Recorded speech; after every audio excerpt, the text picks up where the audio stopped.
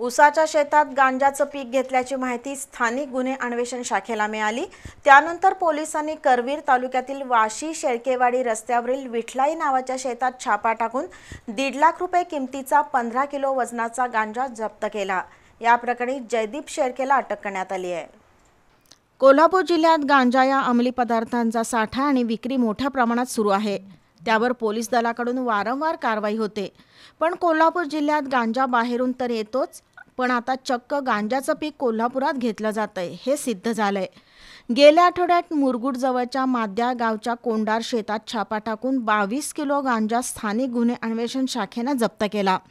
त्यानंतर वाशी जवळच्या विठलाई परिसरातील शेतात गांजाचं पीक घेतल्याची माहिती स्थानिक गुन्हे अन्वेषण शाखेचे निरीक्षक रवींद्र कळमकर यांना मिळाली।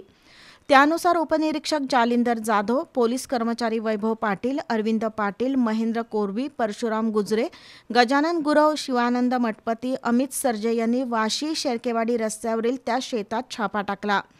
तिथून 1.5 लाख रुपये किमतीचा 15 किलो गांजा जप्त करून जयदीप शेळकेला अटक केली।